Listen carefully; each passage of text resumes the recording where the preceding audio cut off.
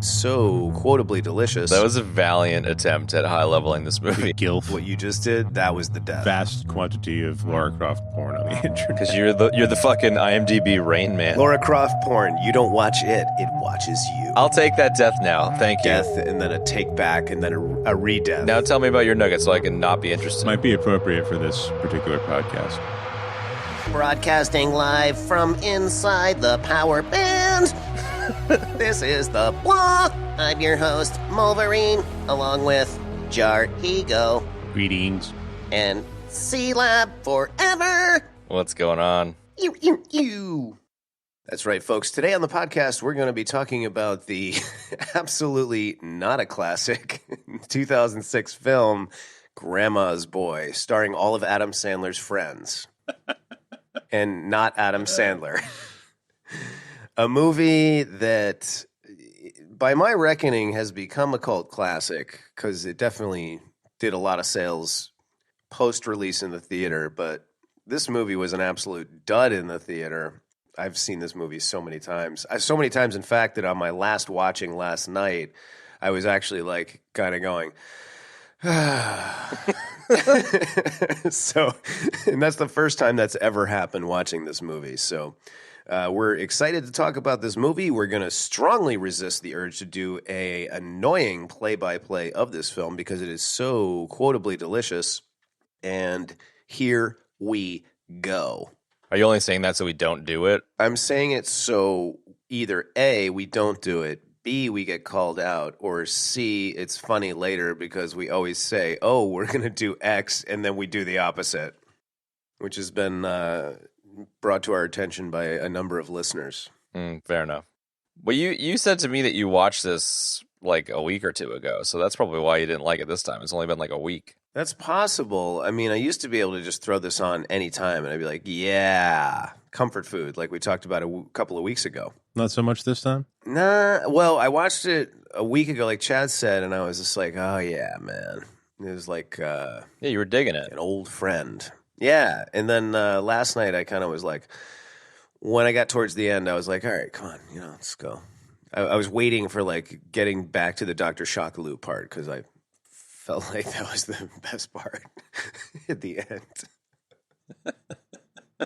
So, yeah, I don't know. I was like slightly exasperated, maybe. I don't know. Whatever. It was still funny as hell. It's still great. No, it's hilarious. Yeah, I mean, that's within the space of a week. That's a lot of watchings in a row right there. I love this movie, but, it's a lot, yeah. If I see it once a year, it's a lot, Yeah. Yeah. At this point, yeah. I mean, I used to just have this thing on freaking repeat, all the time. But you're notorious for that, though, Mulvey. You tend to really I am vampire attached to movies and YouTube videos and just go for it. I do. Hey, do we need to talk about Joe Fowler? No. We covered that in great detail.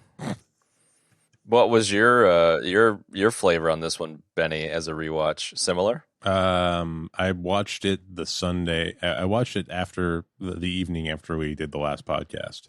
Okay. Because I was kind of amped, and I didn't know if I was going to want to watch it another time. But I decided that I'd seen it so many times that I didn't really need to watch it again. But I had a great time watching it. I loved it. Yeah, I was similar. I watched it today. I think, yeah, today, and I was cracking up for the first half of the movie, and then for the second half of the movie, I was like, this is a terrible movie, and I love it, because it's just so bad. Yeah, it is. It really is. Especially, like you were saying, in the quote-unquote third act, where, they created a movie, and you're like, all right, we have to, like, come up with something that these people all do to make the story a story instead of just a random smattering of shit. Of dick and fart jokes and stoner humor, yeah. Yeah. Yeah, this was definitely a film that when I watched it last week, I said to myself, I can with 1,000% assurity not take notes because I've seen it so many times. Yeah. So I have no pages of notes. Don't worry. You don't have to freak out. I'm not going to pull out an encyclopedia and start, dotting my I's and crossing my lowercase J's. So where do we start? Scene 1, Act 1. Oh God, no, we're not doing that. We don't need to do that. I did forget that there was that opening bit though with the boxing game and the repo men, and it's quite a funny little scene. What is it, Rob Schneider or whatever that shows up as the landlord? Yeah, Yuri. Yeah. The sort of nondescript, perhaps Eastern European foreigner. Yeah. Landlord. Yeah, we call that all-purpose all-purpose Slavic. But maybe, I'm not even sure about that. Yeah, but that's why it's sort of ambiguously all-purpose. You're like, well, I don't know. We could be from the Ukraine. But that's what's so funny about the Shakaloos and Yuris and Taekwondo teachers is they're all just like the most cardboard cutout stereotypes ever.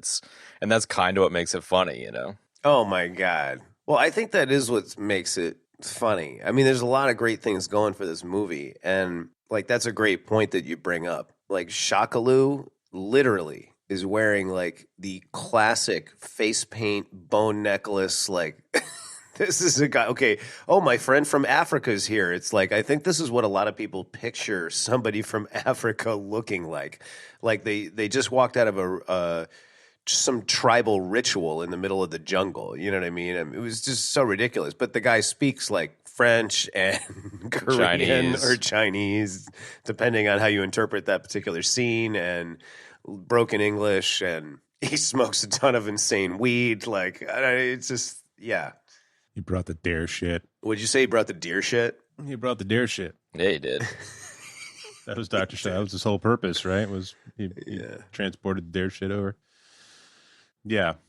I don't know if that's a stereotypical representation of somebody from Africa, but it's definitely some representation. I don't know. Yeah. I kind of took it as either it's so fucking ignorant that it's horrible and the least woke thing ever, or it's so aware of how stupid the stereotype is that it's genius in just how far they push the stereotype, because we would only assume that that's what a person from Africa looks like because of the minstrel show, shit show, racist shit from the past. And if it was self-aware, which I think it probably was, that's kind of even funnier in a way. It's poking fun at the horrible history of things in a Mel Brooksy way, in the producers kind of way. Yeah, absolutely. I mean, I was going to sort of make an attempt to high level this movie and say something like that. You can very easily get sidetracked by thinking that, this is just toilety stoner humor, and it is. But they're making fun of a lot of tropes in that,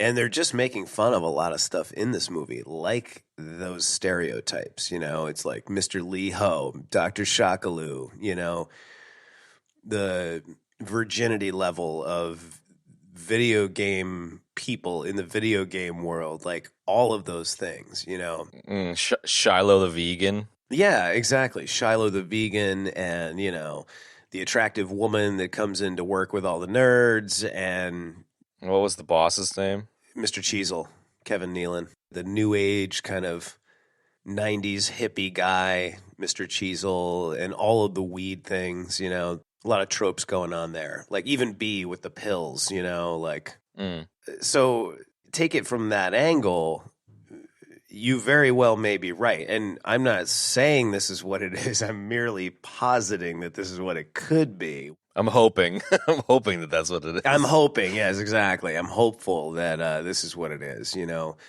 But those guys are pretty sharp. And there's a lot of really sharp humor in this, and movies aren't repeatably quotable because the lines are shitty, I mean, sometimes they are, but the really quotable ones, I mean, this is a 14-year-old film now, and there's a lot of lines from this movie that are still in my daily lexicon, you know what I mean? That at this point, it's been so long, sometimes I even forget that it's from that's from Grandma's Boy, that this thing that I say all the time or whatever, So that's my attempt at a high level. If anybody wants to jump on my back or the back of my motorcycle, go right ahead. That was a valiant attempt at high leveling this movie. I like it.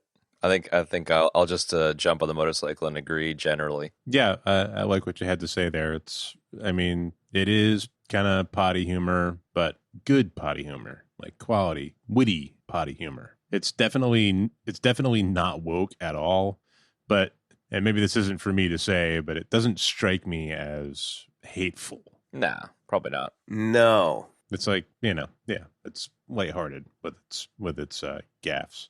Yeah, I mean, it is super woke, but at the same time, like, it's an interesting movie from an interesting time. Like, I feel like a lot of movies like this, the other Adam Sandler movies or, movies of this era were kind of the last of their kind. And so I feel like, Grandma's Boy, at least for me, is one of the later examples of really funny but really juvenile, ridiculous humor, like a Superbad or whatever. So it's interesting from that perspective, I guess. Yeah, it is. And I think that that's why films like Zoolander 2 and Anchorman 2 just did nothing. Like, they did horribly because, like, they came out so many years after the fact that brand of humor is, I wouldn't say gone. I would say so utterly no longer acceptable by the public at large. Yeah, potentially. They just fell flat. And Anchorman in particular, like, I watched 15 minutes of it, Anchorman 2, and I was like, I literally did not understand what was being said and what was going on. And I was like, I have to turn this off because I'm going to go insane. This is so weird. Yeah. You mentioned in another show that talking about Adam Sandler stuff, I think it was the Uncut Gem show, where, you didn't like some of the later stuff, at least in the comedy space. Would you guys say something similar about, like, these, Will Ferrells of the world and stuff? Like, a lot of their later stuff is just kind of gone out of fashion? Or, I mean, what would you say? How? I don't know if the PC can't say bad things anymore is the only reason why everyone's moved beyond it all. No, I don't think it could be part of it in some cases, but it's definitely not it. And I don't know if it's out of fashion or if just, I mean, Zoolander 2 and Anchorman 2 perhaps just aren't very good movies to begin with, Well, I think that's part of it, yeah. I think it's a combo, if I had to guess. I kind of feel like it is a growth thing, not necessarily a maturity thing, but like art needs to change, like, Agree.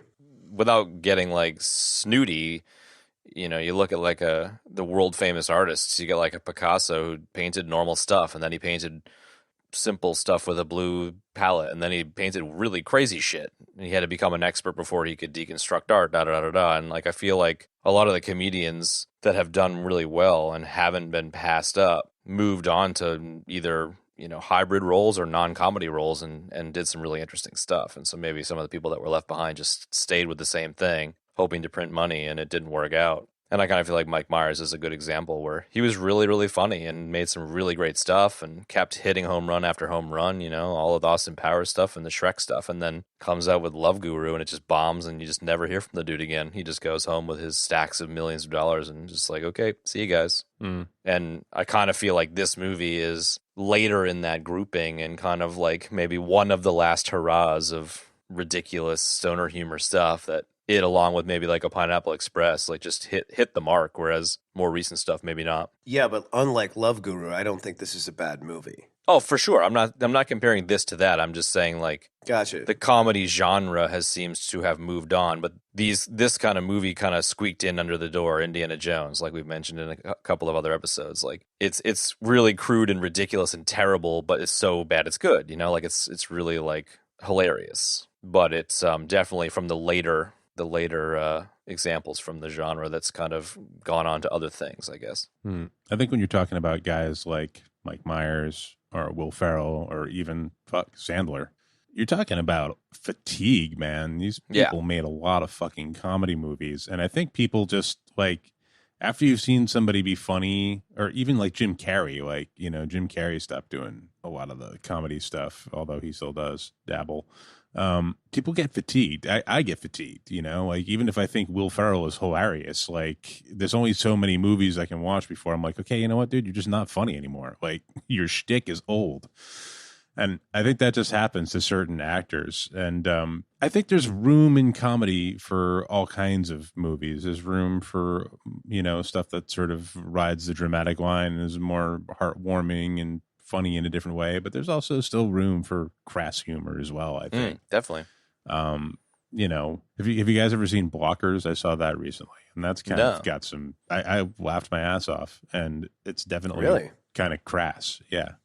No, I definitely want to check it out now, though. I mean, like a Super Troopers has its crass moments. So, you know, I definitely think there's a place for sure. I definitely think there's a place for it. Yeah. I mean, maybe it's less common, but occasionally something comes out of left field and is actually kind of refreshingly crass, you know, refreshingly funny. Yeah.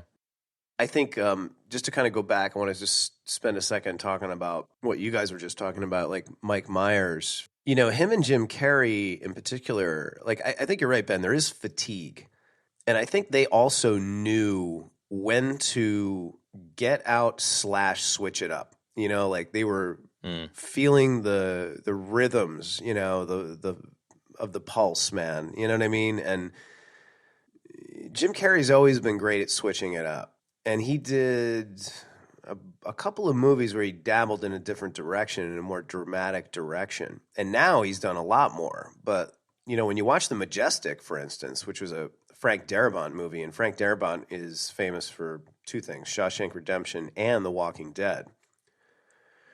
It was panned, but it's a good movie, and I like it a lot. And I've watched it, you know, in typical Kev fashion. I've watched it too many times. But, you know, it's a straight roll. It's an absolute straight dramatic role. Really, you know, it tugs at you, man, too, you know?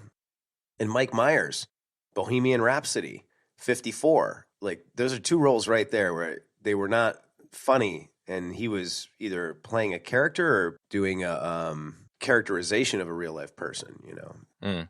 You know, and I think, like, after Love Guru, it feels to me like he was like, yeah, no, now it's time to go, you know, or now it's time to stop or whatever. And he did. Maybe, maybe not. When I see Mike Myers do stuff like 54 and Bohemian Rhapsody, I'm like, yes. Because he's so damn good, man. You know, ditto Jim Carrey. Yeah, for sure. Yeah, and Ferrell for that matter. What has Ferrell done? He did Adaptation. Was that film that he did that was more... And that was Nick Cage. Kind of serious with... I'm thinking of Stranger Than Fiction. Stranger Than Fiction, yeah. Where he's an IRS agent. I thought that was good. Yeah.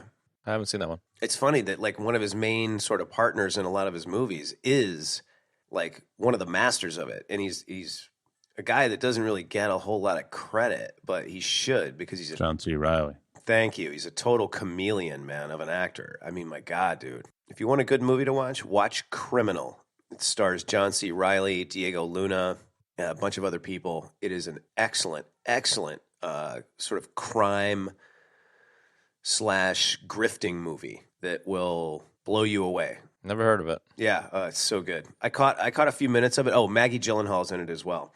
I caught a few minutes of it years ago, and then I found it again for free recently in the last 6 months, and I watched it. It was absolutely awesome. Yeah, interesting. I'll check it out. Yeah, it's one of many examples of, like, John C. Reilly, and he does tons of straight dramatic roles, and he's always dipping back and forth. He's really more like the kind of dramatic actor that will dip in and do these like, you know, Will Ferrell was like, hey, come do this comedy with me, you know what I mean? And, like, come do another one, you know? But his main thing is doing the dramatic roles, whereas a lot of those other guys, it's the comedy that's the thing, you know? And they dip into the dramatic roles. There are going to be people, potentially Will Ferrell, who doesn't really like the dramatic stuff as much. He just would rather do the comedy stuff, and I hold nothing against someone who prefers one over the other.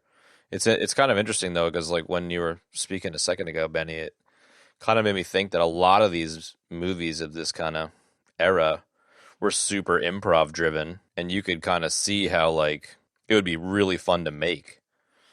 So it might have been really fun to make Anchorman 2, but the audience didn't give a shit that you had fun making it. You know what I mean? Like, they want to see a good movie. No, they don't, man. So maybe that's part of it, too. Will Ferrell especially just doesn't seem to give a fuck. Like, which is fair enough. He's just doing what he wants to do, and he's having fun. Yeah, you know, that's it. Like, I don't remember where I heard it, but I think he was on Conan's podcast, and you know, I got the vibe from him that he's just like, you know what, man, I don't care if I'm the only person that thinks it's funny. I want to do it. You know, so. Good for him. You know? Fucking A, yeah. He's bound to hit one out of the park occasionally, at least. So yeah, no doubt. And I think, you know, kind of to sort of bring it back to the film that we are talking about. Wondering when that was going to happen. is well, no, I mean, but this is sort of what we were saying. We didn't want to do a play-by-play, and this is related to films like this. So I don't think it's bad that we went down this cul-de-sac, and I'm really enjoying talking about this actually. But I think that this, even though this movie was without Sandler, this was produced by Sandler's production house, so it is very much of a Sandler movie in many ways, and him in particular, because I can't really speak for like Swardson and Covert. I think Uncut Gems is really a place he needs to explore more. You know what I mean? And is it David Joel Moore who plays JP in this movie? Yes. Joel David Moore. Sorry, Joel David Moore. I mean, again, there's a great actor. I mean, he doesn't do all these comedy movies. He doesn't do movies with all these guys. Like, all these guys have been in every Adam Sandler movie in some form or another. He hasn't. So he's kind of a bad example, but, He's all up in Avatar, evidently. Avatar. No, he is. I was trying not to say that, but you guys beat me to it. Yeah, and prepping for this, I saw a little quick red carpet interview for, I guess he was in Oida Battle Angel. Okay. That was terrible. And the people doing the interview were like grilling him about Grandma's Boy, and he was like, "Yeah, I'm good friends with Nick Swardson, and we've been like, talking every time we talk. We're like, should we do it? Should we do another one? Like, just who cares if it's successful or not? Like, just for the fans." And interesting. He seems to like his association with this movie. Fair enough. And like it must have been so much fun. Yeah. Yeah, despite the fact that he hasn't really seemingly done any comedy or anything since then, like he seems to really embrace it. So, I mean, JP is such a memorable character. Oh my God, he makes the movie. He kind of does, man. I mean, maybe he makes it. Maybe he does. Maybe he doesn't. He's undeniably a humongous part of the movie. His character is so ridiculously memorable. I mean, my God. Him and Nick Swardson's character, I think the two of them are just like major tentpoles in this film. Yeah, I remember when I first saw this, the first thing I thought of when I saw Swardson for the first minute, I was like, Chad. He must be Chad. Really? Straight up, yep, dude. That's definitely. funny. Yeah, definitely. Like, there was, some vague similarities in look and just that sort of attitude. Like, I don't know. It just reminded me of you. My race car bed. Yeah, it was your race car bed, dude. Yeah. It was actually the CB in your race car bed. I think the first time I saw this, the thing that really jumped out at me in the first 10 minutes is the jerking off to Lara Croft doll scene. Like, it's just like, oh wow, okay. It's pretty ridiculous and pretty funny. Pretty ridiculous, but I mean, they're talking about real things. I mean, these are nerdy things that do happen, and I think that's part of what makes it Okay. great. I'm talking about all of these jokes in this movie, Right. man. You know what I mean? Like, Yeah. from like the arm farting to the jerking off to the doll to you name it. Yeah, Like, all the nerds just talking total smack. Yeah. yeah, but like I think that all of these things in this movie are things that are real, or they happen to somebody, man, because everybody is identifying. This movie doesn't have a cult following for no reason. I mean, people identify with that stuff. I mean, that's what makes it great. Yeah. No, I'm not saying, Chad, that everybody has, Everyone jerks off to Lara Croft dolls. No, I know that's not what you're saying. masturbated to a Lara Croft action figure. You know what I mean? There's a vast quantity of Lara Croft porn on the internet, so people do. I'm sure there is. Thank you, Jarhigo. Yes. What is it? Rule 23 or something like that?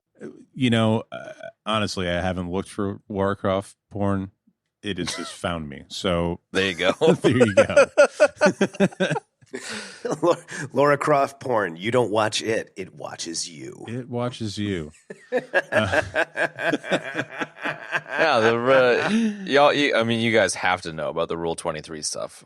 I would be. No, we don't, Chad. And I don't appreciate how you just tried to lure Jarhigo into some sort of Lara Croft porn world admission. It's not Lara Croft porn. No, it's not. I do know what it is, Chad. Yeah, cool. What is it? What is it? anything you can think of, there's porn out there of it. It has a porn equivalent. Right. Yeah. It's just like, There is no doubt about that. yeah, exactly. And I think that's part of, I think, what they were going for with that gag in the movie. And it's hilarious. Yeah. A quick little, I know nuggets are your thing, but I don't remember if there's maybe like in one of the special editions of the DVD, there's like a making of or something, and maybe that's where I got this. But in regards to the woman that plays Nick Swardson's mom, like they were trying to find, like they auditioned all these women and asked them to do like a scream, and she did like this like blood curdling horror movie scream. And that was like exactly what they were looking for. So that was how she ended up getting the part, and her reaction to, catching Alex Mid-orgasm. doing his thing. Yeah. I just thought that was really funny. They're like, yeah, we had a lot of, like kind of disgusted screams and, this kind of thing. And then this woman just came in and did this like blood curdling scream. We're like, that's it. That's the one. I love that. I love the awkwardness of that whole thing. Like that scene, and then like the next day or whatever, when he walks his buddy out and his mom comes and picks him up and he's like awkwardly wave. Like it's just such a... It's funny because it's like mid-30s dude doing what like a high schooler has to do, like it's part of the shtick, I guess. Like there's something especially funny about someone in their mid-30s acting like someone who's 16 throughout the film. It's like a 35-year-old, 16-year-old, and you're just like, oh, you poor bastard. Yeah, exactly. But I mean, that's, you're talking about... I don't know how to say this. It's going to sound offensive, but I don't know, whatever. It's like you're talking about, I mean, the demographic that they're targeting for comedy in this movie is a bunch of overgrown children, man, from like the video game world to stoners to just sort of general overgrown children. You know what I mean? Yeah, when this movie came out, they were targeting us, bro. Like, it was very, very much where we were at. Yeah. Well, they nailed it, because that was where I was when this came out. Yeah, exactly. I think we should go to the break room next. That was just one of the mental notes I made, was the break room. I like that the break room's almost like a key set, where JP's afraid to go in there, and that's where all the bros hang out, and they play like hilarious games, like the Dance Dance Revolution stuff and the Frogger stuff. It's just super funny. Yeah, that particular scene is like rapid fire succession of really funny shit. Yeah, and you're kind of like seeing it through Samantha Garson's point of view, because she's never been in there before.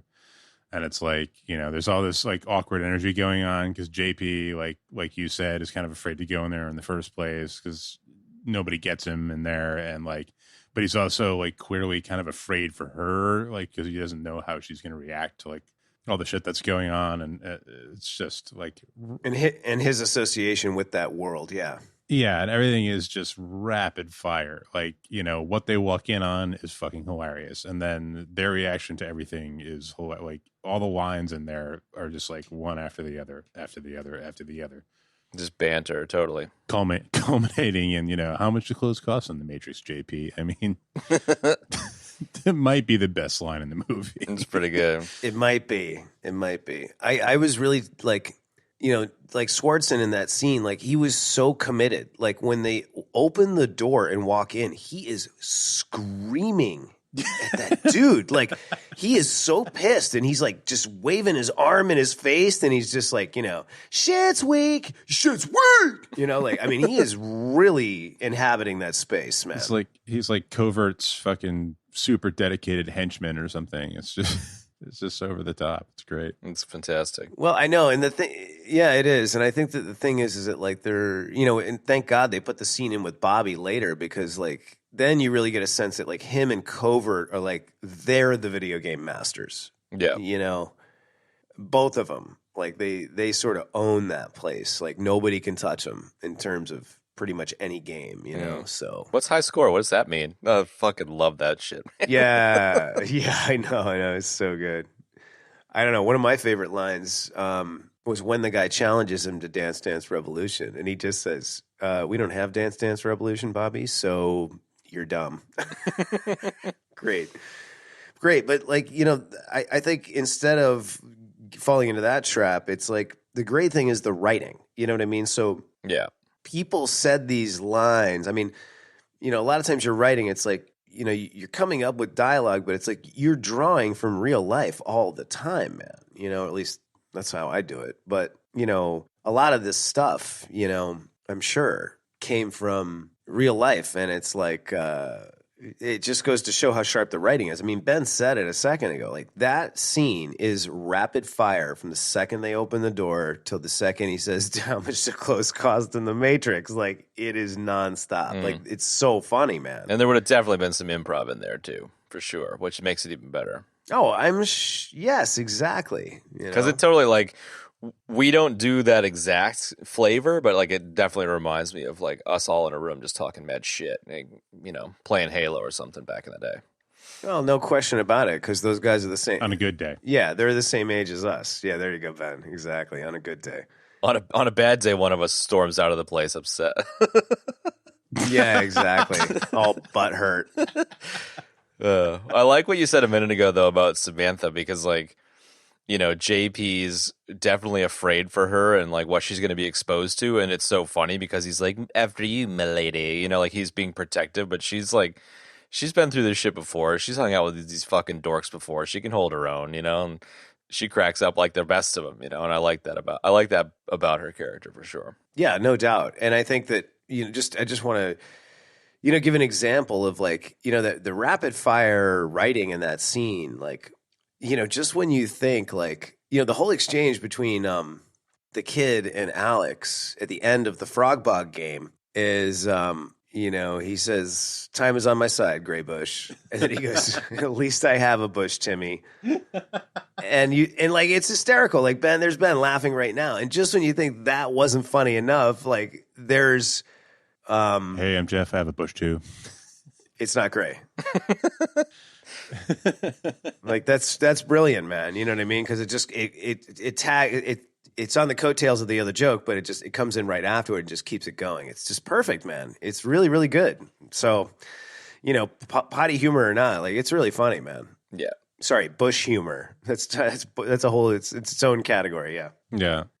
There's a lot of jokes in this movie, and I can't think of any more off the top of my head. Sorry, but I feel like that's definitely a theme in this movie where like there's a lot of jokes that sort of like there's the punchline, and then there's somebody adds to the punchline, and then somebody adds to the punchline, and they do it really well, and it's not an easy thing to pull off, and make it be like, make it be funny, but they do it well. You're like, okay, that was funny. Oh shit, that was funny too. Oh, that was even more funny, and it's like they like just go at every angle for these jokes. They get a lot of mileage out of it. Mm-hmm. They keep stacking it.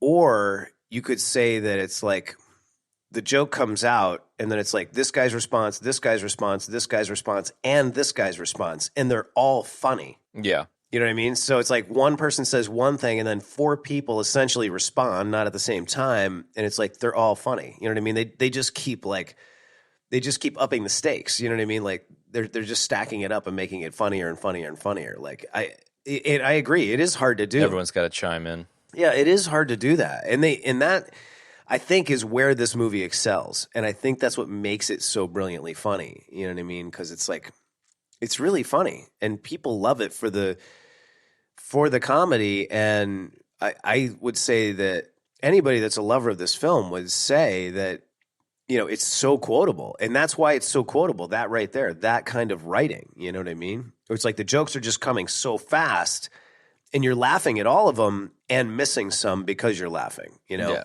Yeah. Well, M being Australian has always complained about a lot of American and Canadian comedy movies where she just feels they repeat themselves over and over in the sense of like, blah, blah, blah, punchline, get it, punchline again, get it, punchline again. It's like, yeah, got it. Thank you. It was funny the first time. And like, I feel like this doesn't fall for that trap because everyone's chiming in with their own sprinkling on it or their own take on it. And I definitely think it stands above because of exactly what you guys are saying.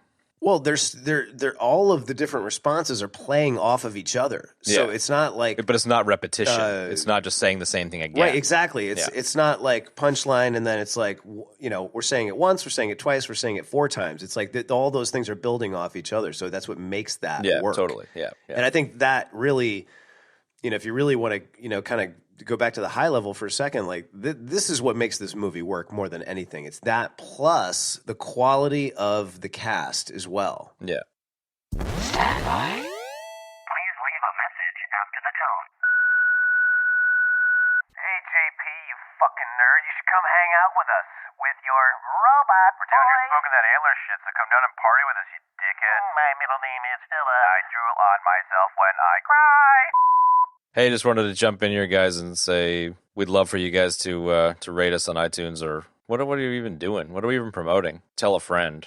Spread the word. Spread the word. Spread the word. So, folks, we just wanted to take a second and hope. Hope you all are doing well. And Hey, everyone. We appreciate all the support we've got from everybody so far, and we'd love to get some more. So get out there. Well, I mean, practice physical distancing, but, get out there on social media and tell some friends about the show. Nice. I hope everybody's staying safe. And on that note, we just wanted to let everybody know that you can contact us on most social medias with the same handle. We are at EBD Podcast. Is that right, Chad? yeah, Twitter, Instagram, Facebook, a lot of the normal big ticket places. So hit us up however you see fit. There's also contact at ebd.fm email, but yeah. We're active on Twitter and Instagram and Facebook. We haven't posted on Instagram, but we still check it and stuff. So hit us up. And for that matter, if that doesn't work for you guys, and there's other things like I think Benny recently just fired up a prototrope Discord and stuff. So if you're interested in joining part of the community, we want to start building that up too. It's just there's a million things going on. We don't want to launch everything at once, kind of thing. But we're open to suggestions. Yeah, we're trying to keep it sane. But yeah, you can reach us on those other outlets, folks. So please feel free to do so. And we love you. We think you're great, and we're super stoked that you're listening. Yes, and we love you. We do. All of you, like our children. Please leave a message Like our after man the children. tone. Hey, JP, we're doing a podcast on the internet from the future, and guess what? Your new game that you've been going on about, it sucks. I am not a man. Barry's out here sucking on some crazy girl's boobs. You need to come and check this shit out. We were calling to see if you got your robot legs yet. Call us back. So everybody Kevs, everybody? You ready to Kev? No.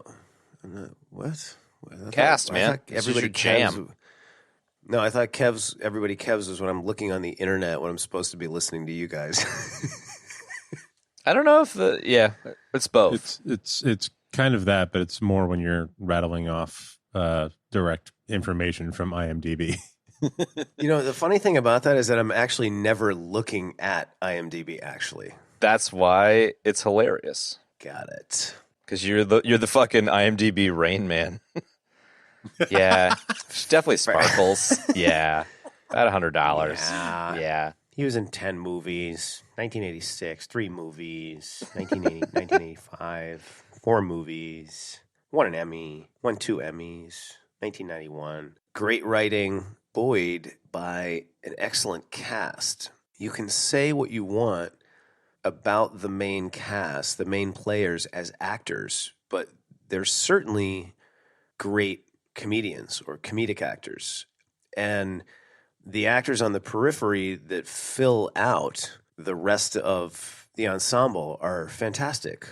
David Joel Moore, Kevin Nealon, what's her name? Plays Grandma Lily. Doris Roberts.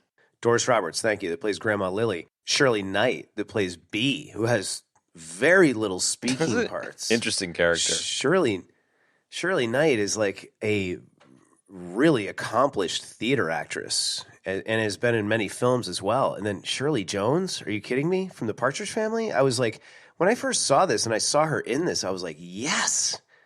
Like, she is legendary, man. I mean, my God, dude. The Partridge Family and all of the things that she's done. And I got to say, man, 2006, Shirley Jones looks fantastic in this movie, as a quick aside. So she's well cast as the woman that ends up getting a young lover. Absolutely. The GILF. Absolutely. On all those. Oh God, don't. You know what that makes me think of is We'll try again. The Silver Fox. What did you say?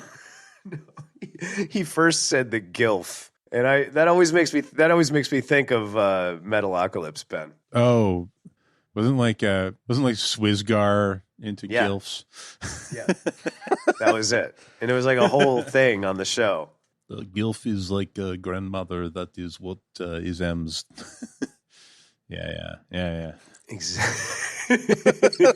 Exactly.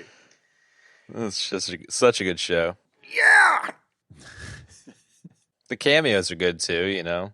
Shiloh and Yeah, exactly, man. Schneider, David Spade. Even in the beginning, the two heavies that come in to pack up all their stuff. One of those guys is ex wrestler Kevin Nash, and he was great. You know, sitting there eating the chips, dude. I love those dudes. Yeah. Yeah, massager. You know, it's funny, man. He sounds a lot like wow, my Rain Man thing is failing me right now. He sounds a lot like Patric. we have a death, everybody. We have a death, ladies and gentlemen. I'm gonna jot that down on my old death count. Everybody Kev's reboot. Yeah, exactly. So he sounds a lot like Patric Warburton. And we have a second death, everybody. I'm just joking. No, actually, we don't. That was a death. What you just did, that was the death. No, it wasn't. Is he the guy that says "They'll massage your cock for money," or is he the guy that Thank says, you. Yes. Yeah, there's okay. He goes, yeah, I'll massage your cock for money. He sounds exactly like Patric Warburton when he says that. Who's Patrick Warburton? David Puddy, the Tick. Ooh, good call. Brock Sampson. Oh, now I'm cool. Now it's not a death. No, I'll take that death now. Thank you. I will 100% take that death now. Until I knew who the hell you were talking about. It was like, what? You're a hooker. Sorry. Speaking of which, I love the dude that plays Alex's roommate. That guy's James. Is it James Loughran? Loughran? I don't know. I don't know how to pronounce his name. He's funny, man. He's super funny. He's really funny. Madam Humay said I could stay at the palace. That is one of my favorite lines in the movie. That's pretty It's fantastic. the way he says it too. I don't know what it is. I love them. It's like you haven't paid rent in 6 months, but I love them. It's like, you love who? Oh, it was great. No, he's just like he's breaking down, crying, going, "I love them so much." Hang on, I'm jotting down these deaths because that was actually a good two for death, and then a take back, and then a re-death. It was a two. You dragged me down with you, you bastard. I did. I dragged myself down. It's definitely one of the first times if not the first time, it's one of the first times I remember seeing Jonah Hill. Yeah. I was thinking the same thing. I was like, this has got to be his first movie. Was it after before Superbad? Oh, no doubt. Definitely before Superbad. Yeah, because I was like, oh, that's that dude from Grandma's Boy. Exactly. That's the titty sucker. The milkmaid, yeah. That's such a ridiculous scene. And he sucked his first boobie. He's like, yeah, for 13 hours. It's like, oh, my God. He was an eBay customer in the 40-year-old version before Grandma's Boy, so.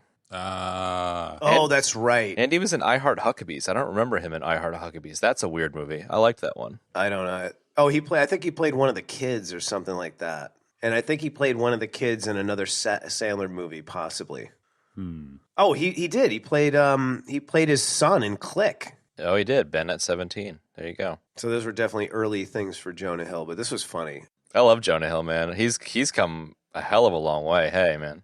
He's done some amazing stuff. Yeah. I agree. And I thought he was brilliant in Wolf of Wall Street, man. And I was just going to say, dude, Wolf of Wall Street, he was great in this too, for sure. He was the perfect dorky code monkey testing dude. Oh, absolutely, man. I like how him and Kane were like a kind of a little mini super team duo and inside the group, you know, they were always together. Yeah, but it's like a perfect example of a small friend group. Evidently, the dude that played Kane, Kelvin Yu, is in the new Wonder Woman movie.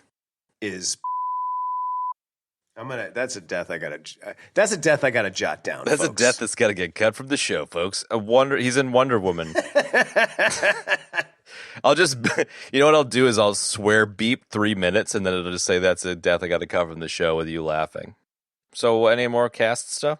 No, not really. I just wanted to say that like a huge part of what makes this, I was sort of tying into High Level as well as talking about the cast, was that I think part of what makes this movie so great, what makes it work comedically and make it work as a good movie, is the fact that the central cast is supported by like a really great next ring out. You know what I mean? Like, Oh, definitely. And the Golden Girls, too. Doris Roberts and, yeah, exactly, man. So, Yeah, it seems like pretty much everybody that was in this movie had at least a great little moment in it.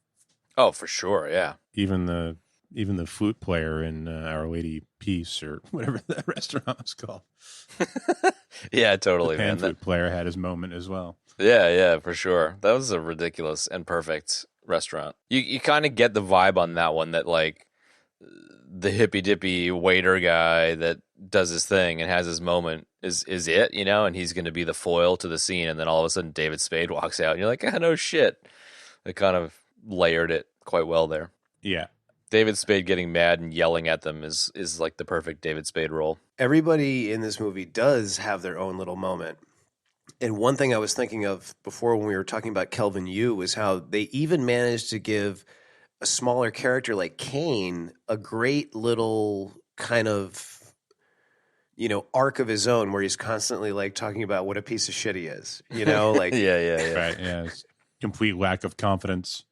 Exactly. And it works and it's really, really funny, And you're right, everybody does have their moment, in this movie. They didn't leave anybody out, or they didn't just write a couple of lines for this guy and then you never see him again. Like everybody has like a purpose, which I really like in this movie. Yeah. What about Covert? Ooh. You know what? We didn't talk about Alan Covert. Let's talk about Covert. I think Covert is I think he's underrated. I think he's funny.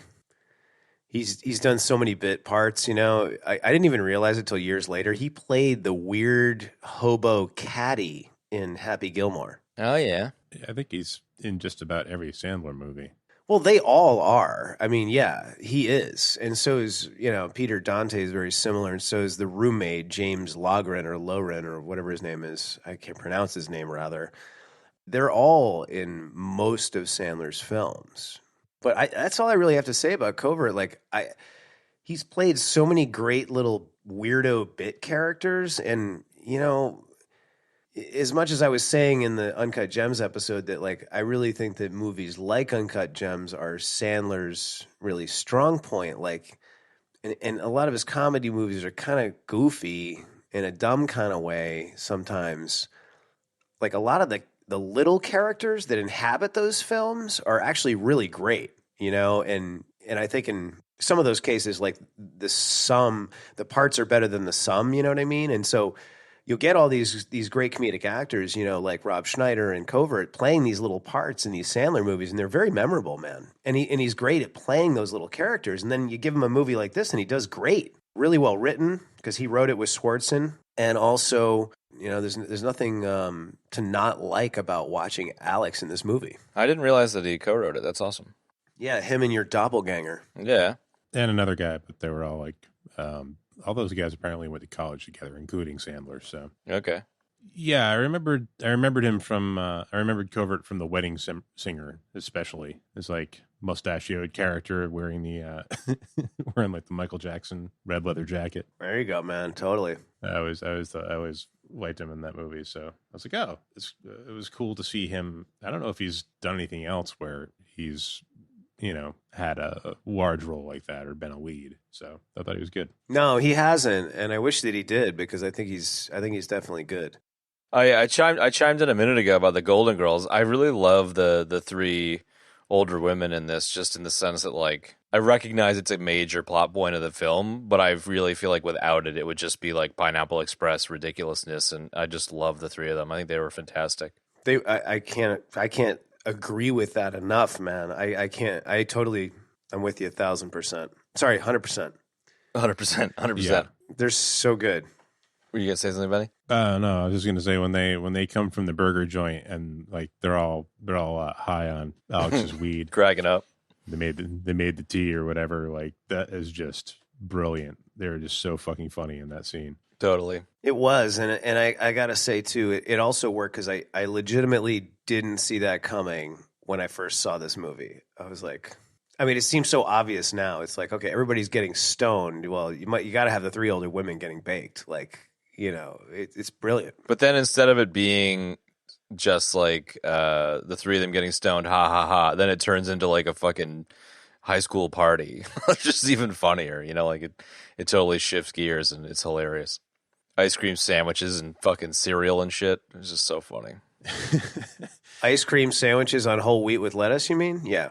This is so good. Yeah, there's something really like, I don't know, genuine about how they're behaving. They're all like laughing hysterically, and they're watching like the Spanish channel, but like they don't get that it's a Spanish. It's like they're all so stoned that they think like they're hearing like weird, like they don't get that they're speaking Spanish at all. Like they don't understand what's actually happening on the TV. And like, I feel like I've had moments like that, like when I was a young stoner or whatever. Like, so there's something like really genuine about the state they're in when they find them there. And it's just really funny. Definitely. Well, again, I think it goes back to the writing and what I was saying about like most of the events of this movie, like they happen to somebody, and that's why people are identifying with it. And ditto with this scene, Ben. You nailed it, man. Yeah. Yeah. And I know we're trying to stay away from quotables here, but Doris Roberts saying, "I can hear my hair growing," is just one of the best lines in the movie. It's so funny, man. I know, because she like, and that's a testament to her as an actress, man. I mean, she really knows how to dial it in. All three of them do. Like, they really got it. Well, they did, because like this production was so lucky to get those three women. Like, because you're talking about so much acting muscle. Like, they were able to bring such an incredible realism to that scenario of three older women living in a house and then, ultimately drinking what they think is tea and then getting totally stoned. And like, they play it so perfectly, man, like killer choices. And that just comes from like the quality of the actors. You're so right that the hair growing scene, like the way she tees it up and everything is perfect, man. And like, there's a subsequent scene when everybody's in there, when she busts out the Colonel Crackers cereal, man, and just totally disses that guy and hands it to the biker, and like it's just great, man. Like she gets it, man. She definitely gets it. Sucks to be you, nerd. That earlier bit where she sneaks into the room and pretends to be the dead roommate was so good too, like super early on. Oh God, yeah. I know. I told you we were gonna have fun. Yeah, exactly. She's great at playing the fun grandma. I mean, she nails it, man. It's great. A lot of layers to the character. Yeah, and one of the things I love about it, those ladies, is like kind of what I love about older people in general. A lot of the time is they just have gotten to the point where they don't give a shit what anyone else has to say. I love that. Yes. They're just like, I don't give a fuck, I don't care what you think. I'm going to go in the hot tub naked. I don't care what you think. And you're just like, dude, please. So it's funny shit. So did you guys have anything else you wanted to hit on about the cast or any of the sort of the writing or the lines or any of that? Or did you guys want to move on to the unbelievable soundtrack, which is another huge part of why this film is great? That's so funny because I can't think of any of the soundtrack. What was unbelievable about it? Dude, you yourself mentioned like a week ago that the soundtrack was awesome and then we had to talk about it. Or maybe that was Ben. I don't know. That wasn't me, I don't think. That was probably me, yeah. But we were talking about the "Don't You Want to Help Me" song in one of the podcasts, and is that the Scissor Sisters? I think that song was Scissor Sisters. No, it's not? No, it's Fisher Spooner, Never Win is the name of the track. Ah, Fisher Spooner, right. I definitely want to touch on the Aphex Twin song. That's one of my favorite Aphex Twin tracks ever. they also, Fisher Spooner is the band that plays, it's not on the soundtrack, but they play the track that is the music when JP enters the room for the first time. No, I remember Fisher Spooner. I used to like them. Yeah, definitely. Yeah. I guess I still do. I just kind of forgot about them. I haven't listened to Fisher Spooner in a long time. I never listened to him before this. This is sort of my first intro to Fisher Spooner, but there was just so many tracks that jumped out at me when I watched this movie, and I ended up going and finding a lot of them, man, and really they just sort of became part of my collection, and then, you know, kind of explored some of the bands based on that exposure, you know, but VHS or Beta, Night on Fire when they're, you know, at the party in the house, and just Yeah. a lot of great stuff. The Aphex Twin, you know, and it's a really thick soundtrack too, man. There's a lot of tracks in it. Mm. Yeah. I actually have the soundtrack somewhere. I just haven't thought about it in a while. Yeah, I'm gonna need to listen to it now because it's like just the Aphex Twin track is the only one that really like is one that I've always loved, so it stuck out to me. But I'll check it out. So you have robot ears? Dude, I am like the biggest Aphex Twin fan fucking ever. So it was like the perfect JP song. Wow. So perfect. I gotta remember what that song is actually. Window liquor. I definitely have robot ears, Benny. Are you afraid of it? No, I just don't like techno. I love that whole exchange. Dude, have you guys ever seen the window liquor video? It's like the weirdest goddamn thing. His videos are just amazing. They're kind of disturbing, yeah. Oh, they're so fucked up. Yeah, I don't know. I'm not a huge fan of everything that is Aphex Twin, but that Nah. track in particular is great. He's definitely a unique sound, though. I'll give him that much. No, it is unique for sure, and I think it's good, but I don't know. I'm not often in the mood for some of that stuff. You got to be in the right mood for sure. It's very grating music a lot of the time, but sometimes I just want to be grated, man. Yeah. Kev, are you dead? Oh, I know that. I know. No, I'm listening to music.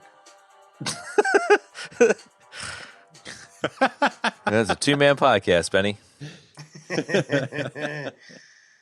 I'm just. I just had to remind myself what that Aphex song was. It's the one when Kane walks into his office, right? Yeah. It's like the middle of that Yeah, song. It's like an 8-minute song, and there's like a breakdown in the middle of the song for 30 seconds. Dude, I loved Kane driving up in the sweet car at the end, too. Yeah, he was clearly he was part of the Fast and the Furious crew. Yep.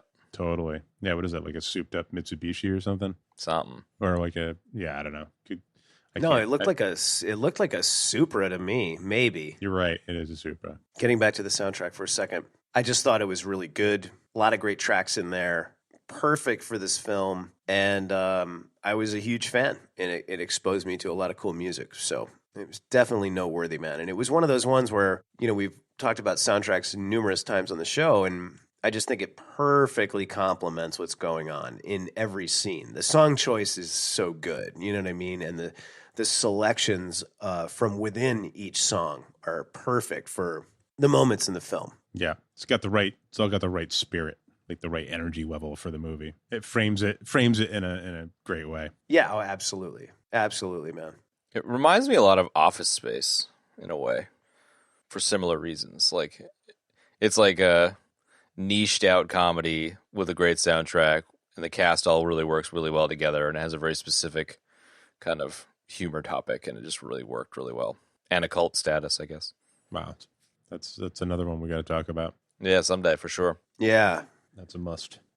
Remind me of a couple of other good scenes. We should talk about a couple scenes. I think it'd be a good time to bring some of the actual movie into it. You mean as we're rapping? Yeah, we're kind of coming towards the tail end, and like, we don't need to get into the fucking 3-act hero's fucking journey because who gives a shit? Like, No. Demonik, cool. It's pretty goddamn funny that the grandma is the like Deus Ex Machina who defeats JP. Like, that's pretty goddamn funny. Yeah. No, it's absolutely great, man. That particular device, though, Chad, of, you know, the grandma being the one to like defeat the king of the video game nerds was Pretty funny. a really great choice. With like a Mortal Kombat fatality. Yeah. I like it. Ties everything up nicely. No, it really does, man. I guess it brings it all back to center, you know. Grandma's boy. Um, And if I just may, before you guys just hold those thoughts for 1 second, like her line before she destroys him is perfect and perfectly delivered. She goes, "Remember, it's my grandson's game," and then she just tears him apart. Rips It's him in so half. great, man. Yeah, it's really, really great. What were you going to say, Benny? Another little nugget. The monkey was apparently very dangerous and irate. Oh, really? During the part, yeah. Like I remember an interview with Alan Covert. He was like scared for his life because the monkey was like really agitated when they were doing the driving scene, and it like kept trying to touch him, and like he was afraid it was like gonna fucking tear his arm off. But yeah, apparently that monkey was like, agitated frequently and kind of on the dangerous side. A salty old monkey. I think that's a good transition into the whole like Dante and his pad and all the animal shit and Shockaloo, and there's just some ridiculousness there. Yeah, it's really silly.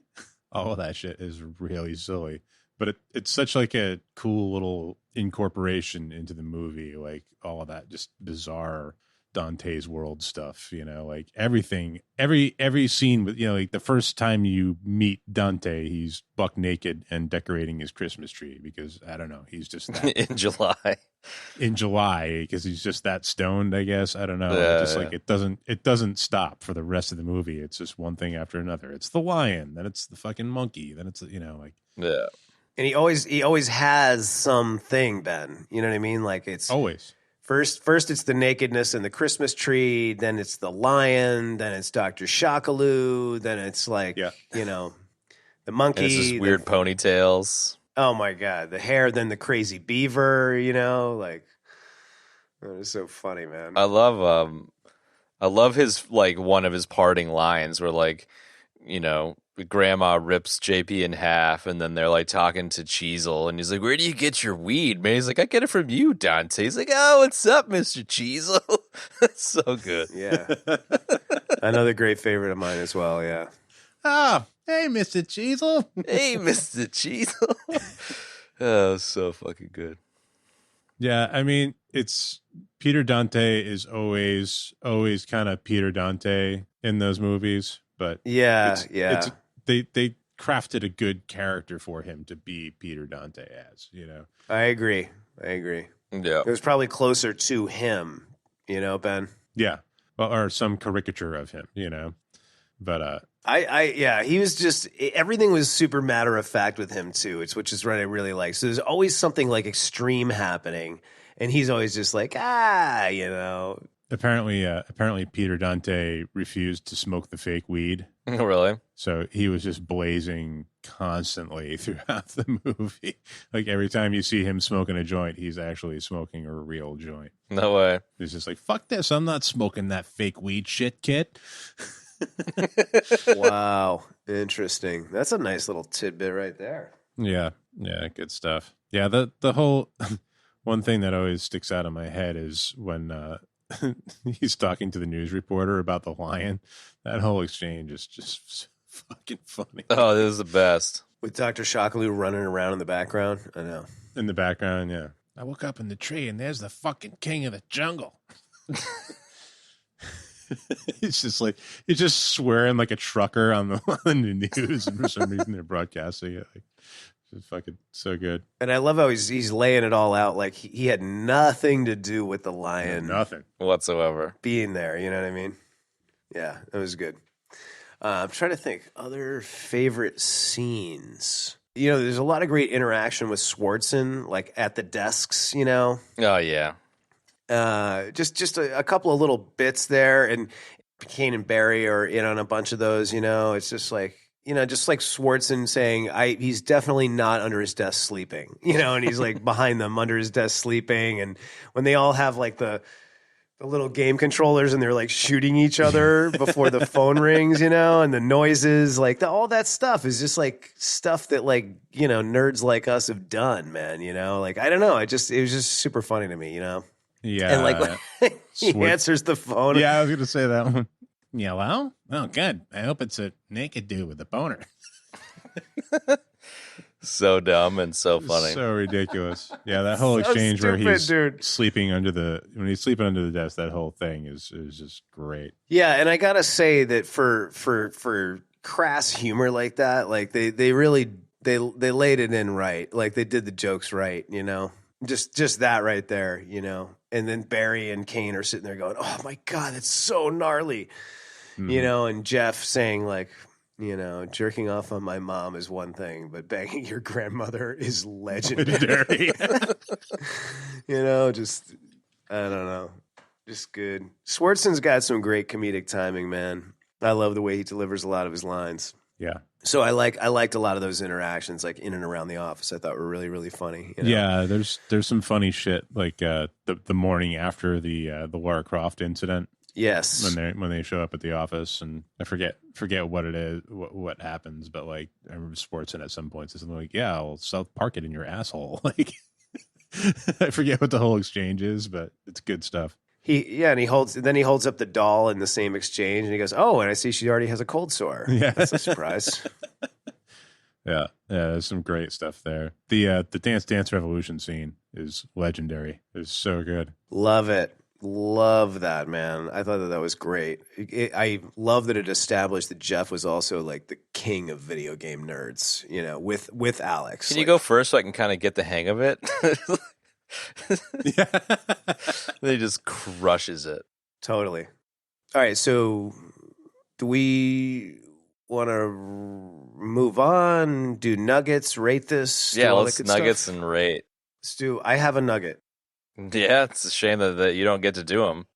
I know. I have to ask your permission. I hope it's not one of my. You're gonna steal one of my nuggets, I reckon. I'm not. I'm asking your permission to do a nugget in the Chad's Nuggets section of the show. I'm being respectful. I like how it's become a thing where you guys are constantly stealing nuggets. So it's a free for all for sure. Yeah, I stole quite a few. Yeah.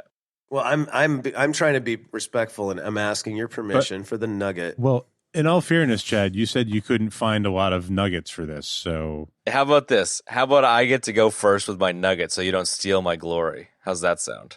It's fine. That's why I asked. All right. I like that. I like that you're paying me respect on that one. Is your nugget about... Just so you know, I'm pouring out a little bit of my 40 on the ground right now. To you, bro. Respect. Is your nugget about Linda Cardellini? No, dude. Just go. Tell the nuggets. Folks, it's time for Chad's Nuggets. Chad, go. That I'm fucking telling it. That's how I was opening the goddamn thing up. Fuck. It's a conversation. Yes or no would have done. My nugget's not about Linda Cardellini. Go. Okay. Do you guys know where Linda Cardellini has recently had a major role? Ooh, The Expanse. Negative. Daddy's Home 1 and 2, which are actually pretty funny Will Ferrell movies. Negative. Benny, you want to take a shot? Take a swing? Westworld. I can't think of it, but I think I know where you're going. Linda Cardellini is AKA Hawkeye's secret wife from the MCU. That was not where I thought you were going, but that's a good one. Yeah, that's not a good one. I mean, it's okay. Fuck you. That's a good one. No, but she's in the movie. I know. We see her in the movie.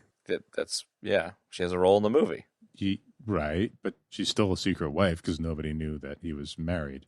She's the secret wife, man, in the farmhouse. I think that's amazing. Sorry, I'm peeing in your Cheerios, and I shouldn't do that.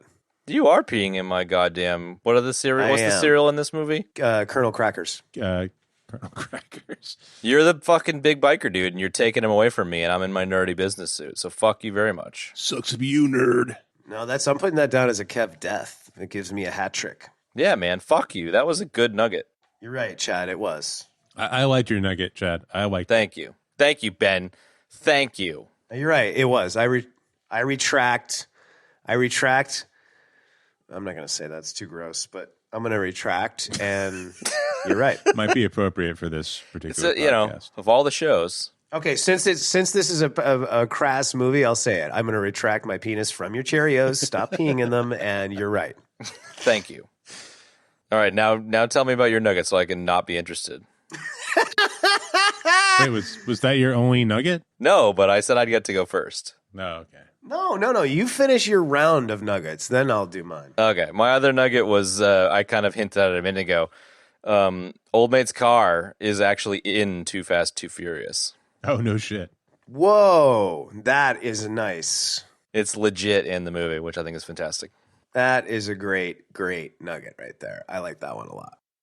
Thank you. Well, thank you very much. Oh, thank you very much. What do y'all got?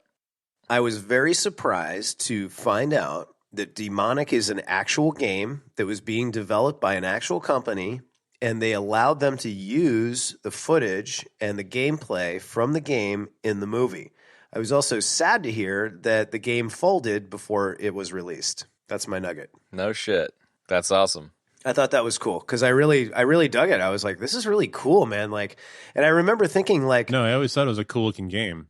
Yeah. yeah, me too, right, Ben? And I also thought like, wow, they really like went all out, like making this game for this movie. Like, I was like, how did they manage that? You know? And so I thought that was super, super cool. And kind of cool that it didn't come out. And not for the people that made it, obviously, but it has that like curse of the movies thing. Yeah. Yeah. Yeah, kind of. I mean, it's kind of cool that it didn't come out, but I kind of feel like I wish like somebody would like grab the code and finish it, man. And like, You know, this seems like there's a lot of stuff like that is kind of going on these days. Like fans sort of getting a hold of code and like COH. like COH, which by the way, Yo. did you happen to notice all of the fucking COH swag hanging around Brainasium? I did. I was just gonna throw that in there as a bonus nugget. Totally. Yeah, he has, and I still have a number of the issues of the City of Heroes comics, and he has them in bags and boards up on his cubicle. Yeah. Like, I was like, that's awesome, man. And Sam had one in her office on the bookshelf. Yeah. Yeah. One of the things that's on there's like a I think it's a marker board next to Alex's desk.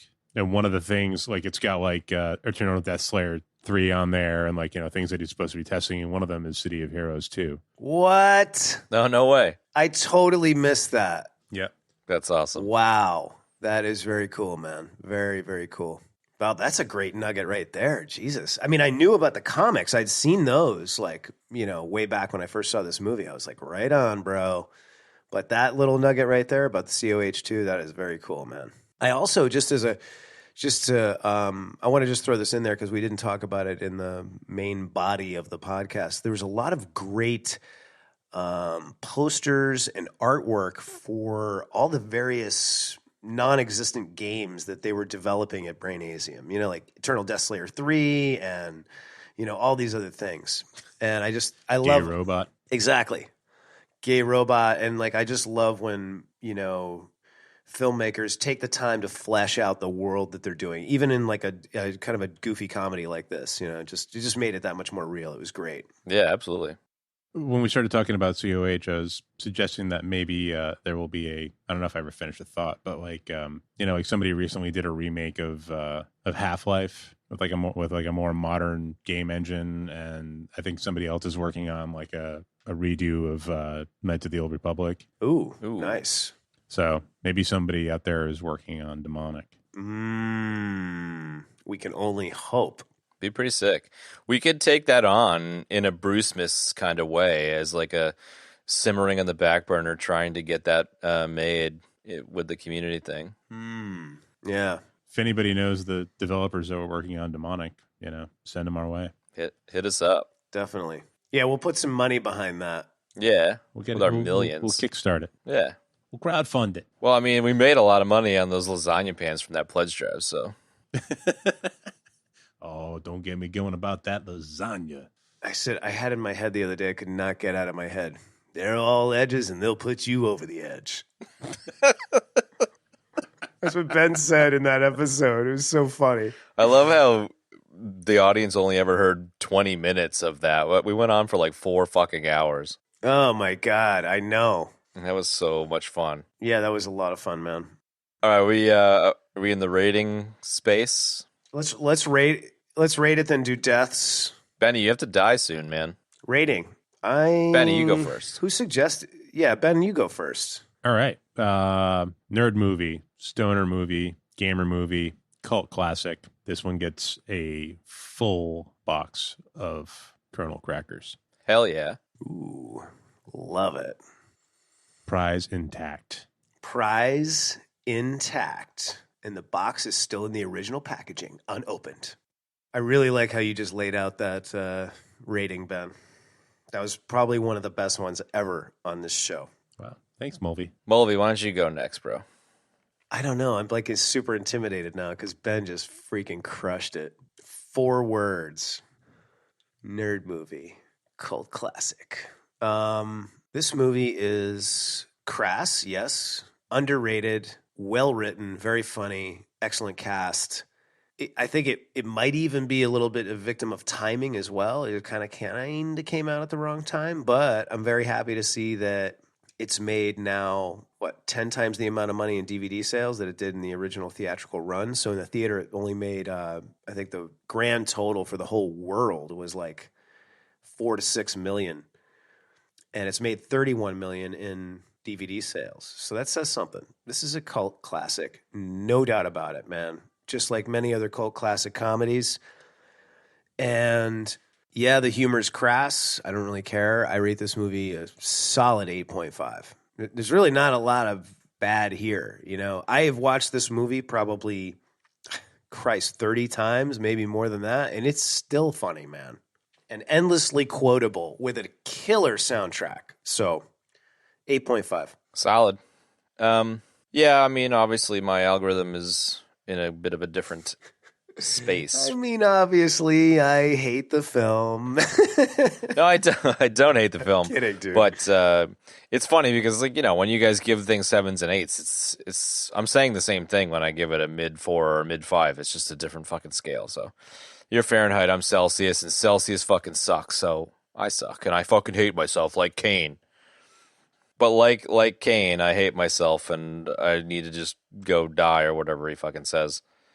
We really need to change the podcast to, like, I don't know, we need to start talking about like Citizen Kane and the Deer Hunter and like Yeah, just so that Chad can give out a few, like, 7s and 8s and 9s and stuff. a few high scores. Whatever, man. I gave Apocalypse Now a 9.5, so they're there. They're out there. Yeah, Grandma's Boy is a 4.6. It's a good movie. I think, like, some of the company it keeps is better than Rise of Papa Palpatine, for example. I think there's no doubt about that. Ugh, my God. Come on. But some of the company it keeps in the comedy space is like it's in the neighborhood of like an Austin Powers or an Office Space or a Kick-Ass or a lot of those kind of movies. I think, like, I'm not so butthurt about the wokeness stuff, but I definitely feel like, maybe 1 in 10 is a bit aggressive, but, like, let's just say for the sake of easy communication, like 1 in 10 of the jokes just didn't land well for me, or like every once in a while it was just kind of like, yeah, that was kind of fucking dumb. So it didn't like have a Super Troopers like hit rate for me, or like a Kids in the Hall Brain Candy hit rate for me.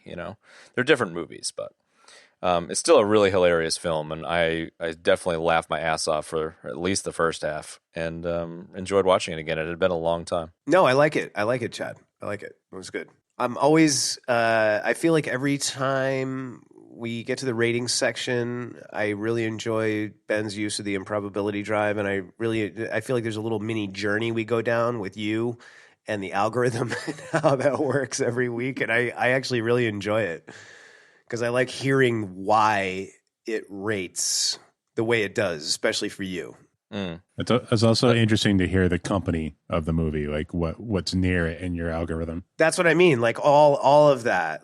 Like there's a really intense like pedigree and amount of information that backs up why your films rate the way they do. And I'm being serious. Like I legitimately enjoy it. Like Ben and I are easy. We're both just like, oh, we both thought it was a 9, like that's how we always are, so I really like that part. So, again, good on you, man. Thanks. Oh, Hey, man, I'm giving you a hug from all the way over here.